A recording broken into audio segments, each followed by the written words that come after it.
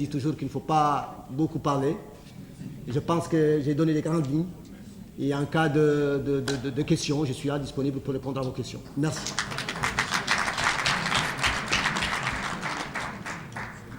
Merci beaucoup, Maître Zamel. Président Kamaté, vous avez 8 minutes pour nous donner l'expérience du statut sénégalais. Merci beaucoup, monsieur le modérateur. Je vais dire à mon confrère mauritanien, que voisin d'à côté, que l'assistance du Sénégal lui est acquise. Et je commence maintenant à décompter les 8 minutes.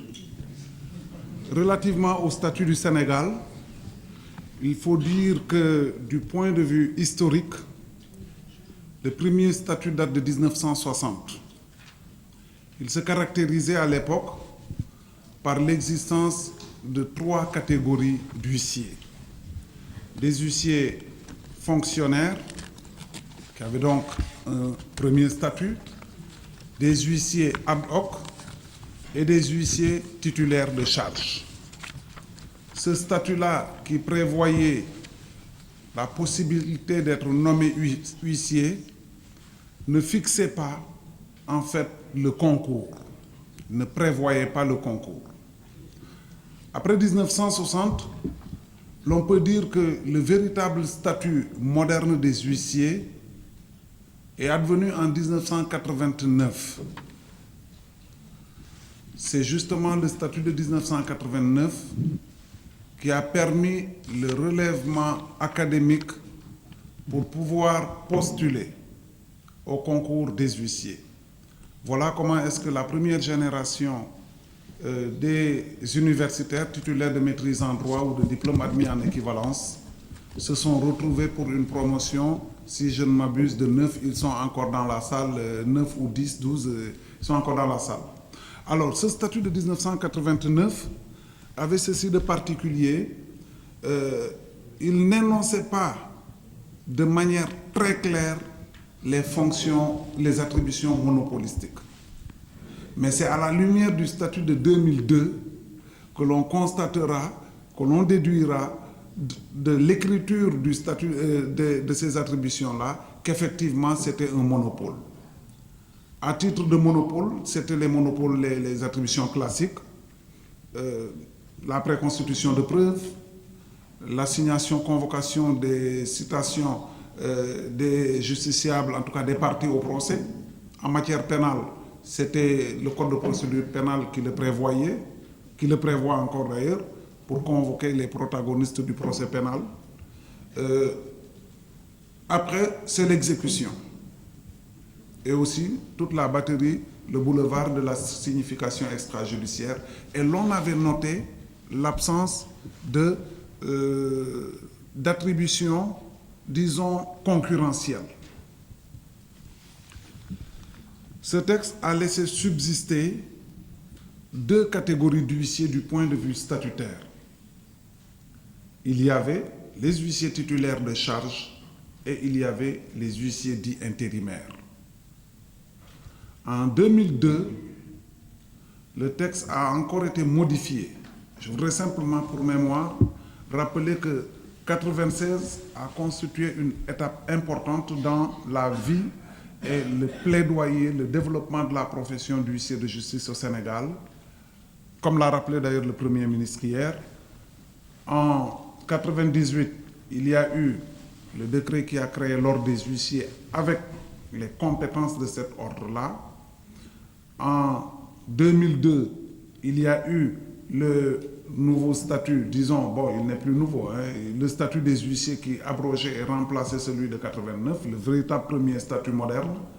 Et dans ce statut-là, la problématique des huissiers intérimaires a été résolue par une disposition transitoire qui prévoit la possibilité pour certains d'entre eux qui remplissent toutes les autres conditions,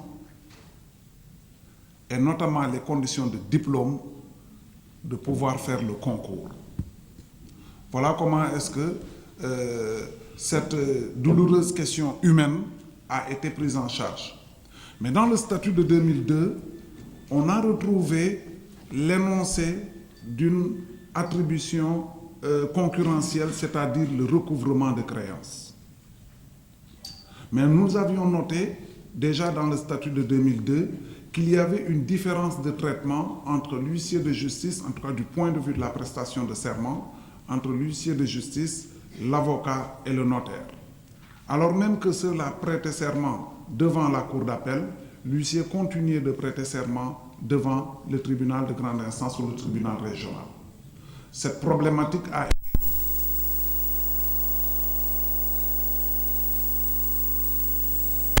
la compétence territoriale à la cour d'appel, au ressort de la cour d'appel.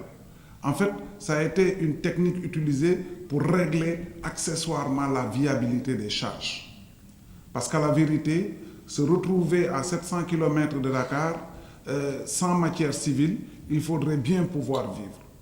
En relevant au niveau de la cour d'appel, bien évidemment, on permet à ce confrère qui est situé à un point du territoire de pouvoir prester à l'autre extrémité du ressort de la cour d'appel. Ça a été la première technique utilisée. La deuxième technique pour rendre viables les charges a été celle-ci de développer un ensemble d'attributions concurrentielles. Je vais en citer les principales. La première, c'est que l'huissier, d'après le statut de 2015, est habilité maintenant à faire de la gestion immobilière. Il est aussi habilité à administrer les biens qu'on lui confie. Bien naturellement, ça peut être toute catégorie de biens, matériels, immatériels, le texte ne le dit pas, donc il n'y a pas lieu de distinguer là où la loi ne distingue pas. En plus de cela, il peut être désigné séquestre, il peut être désigné conciliateur et médiateur. Et justement, relativement à ce domaine spécifique de compétences, il se trouve qu'aujourd'hui, les huissiers se retrouvent dans le cadre d'une institution que l'on appelle l'interprofession du droit et du chiffre, qui regroupe les experts comptables, les notaires, les experts et évaluateurs agréés et les huissiers de justice. Sur les flancs de cette institution-là, il a été créé une chambre de médiation, d'arbitrage et de conciliation. Donc les huissiers sont partis de cette chambre d'arbitrage de conciliation du Sénégal, voilà comment il se nomme. L'effet recherché, c'est par un effet de mutualisation, de se positionner sur le marché pour pouvoir justement faire dans la médiation et la conciliation. Au moment où nous parlons présentement, il a débuté le lundi dernier une session de formation pour être médiateur à l'hôtel de Salé. Les huissiers avaient été invités pour eux, mais malheureusement, nous avons dû décliner en disant que pour la prochaine édition, bien sûr, voilà, on va désigner des personnes qui vont s'y retrouver. Donc, ce qui veut dire qu'il y a un boulevard et la formation est déjà prise en charge. Donc, en marge de cela, nous avons aussi observé qu'on a fait, à la limite, sauter le verrou de la limitation du jour et de l'heure de prestation pour ce qui concernait les accidents, les constats relatifs aux accidents matériels de circulation. Pour cela, évidemment, il est possible à l'huissier de prester à n'importe quelle heure sur son ressort territorial sans autorisation préalable du juge. Nous avons aussi noté, à la suite de l'adoption de ce décret, qu'il y a eu trois éléments fondamentaux. Le premier, monsieur le modérateur, n'hésitez pas à m'arrêter, je serai freiné des 4 fers. Alors, le premier élément, c'est le pouvoir qui est donné à l'huissier de faire des investigations pour retrouver le patrimoine du débiteur. Le deuxième élément, c'est la sécurisation du mandat de l'huissier. Parce que nous avons observé que quand l'huissier faisait son travail et que le règlement se faisait entre les mains d'une autre personne, l'huissier avait toutes les difficultés du monde pour retrouver la preuve du règlement à l'effet de pouvoir faire taxer ses frais. Alors, le texte en l'état, il dit simplement que tout règlement, tout encaissement toute convention affectant notamment le paiement ou en tout cas modalité assortissant de modalités particulières le règlement de la créance doit être signifié à l'huissier sous peine d'inopposabilité. Ça veut dire que tant qu'on n'a pas reçu la preuve des règlements et tout l'huissier a la possibilité de continuer de prester. Le deuxième élément, l'autre élément, parce que finalement il y en a plusieurs, l'autre élément est lié au fait que aujourd'hui, l'huissier a la possibilité de retenir par devers ses mains les sommes représentant ses frais sur les montants qu'il a encaissés. À l'époque, ce n'était pas possible. Nous étions tous sous le coup d'un abus de confiance. Mais aujourd'hui, cette problématique-là est levée. Mais j'avoue qu'en y pensant comme ça, je me dis que ce n'est peut-être pas le bon véhicule procédural. Il me semble que c'était peut-être le code de procédure pénale qui devait le prendre en compte. Mais enfin, on verra à la pratique ce que ce sera. Dans tous les cas, l'huissier a un texte qui l'autorise à prélever, à retenir entre ses mains, et cela nonobstant même une action en contestation de ces frais-là. Alors, relativement aux frais, c'est peut-être par là où je vais terminer, relativement aux frais, nous avons connu une fortune diverse. C'est vrai que le décret de 84, je n'ose pas remonter jusqu'à la délibération du Grand Conseil de 1949. C'est beaucoup trop vieux pour moi. Bon, peut-être que j'étais en route, hein, mais bon, voilà, je ne l'ai même pas, donc je ne sais pas de quoi il parle.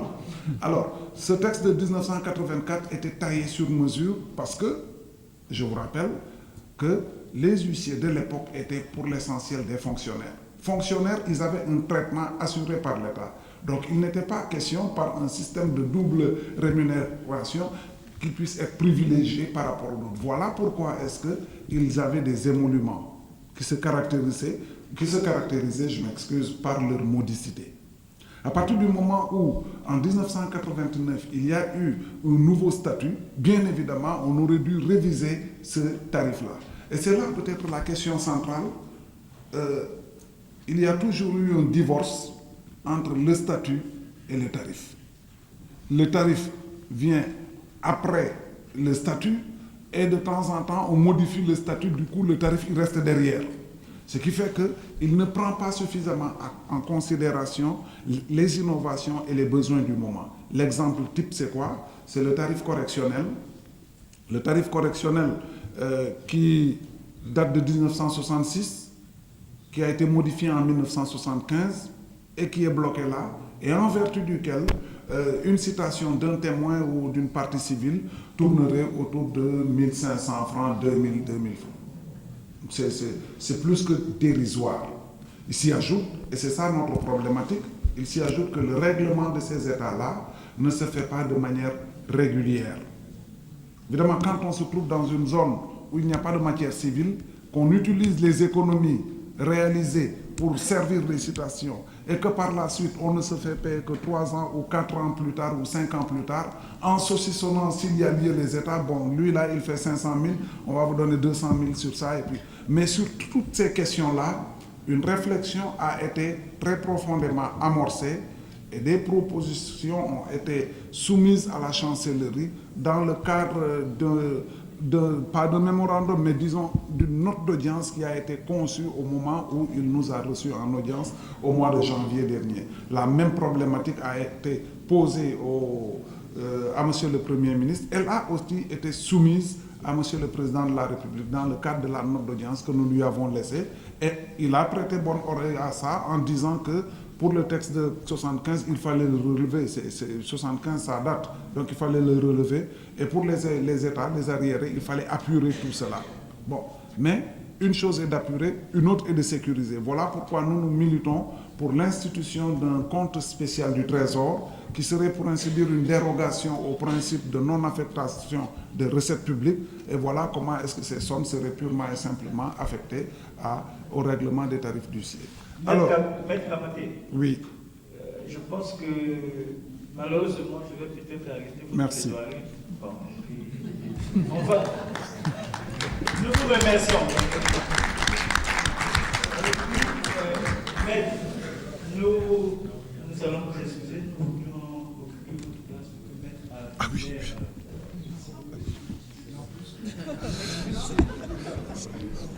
C'est la Guillaume Payan, qui nous a marqué les lignes de notre intervention. Et il faut dire que nous a dit, par exemple, que les intervenants rappelleront les perspectives d'évolution offertes par l'élaboration des lignes directrices sur l'exécution adoptées par la CPEJ en décembre 2009. C'est la première directrice. La seconde directrice, c'est les intervenants pourront souligner l'opportunité d'élaborer des codes de déontologie. Alors, comme je suis discipliné, je vais parler de tout ça, mais un peu plus tard. Il a dit aussi dans la troisième directive 30 minutes pour tout le monde. Je crois que cette directive ne peut être pas accomplie. La particularité de l'Union internationale du jeu de justice réside dans sa diversité. Ce n'est pas seulement une diversité géographique, mais une diversité statutaire.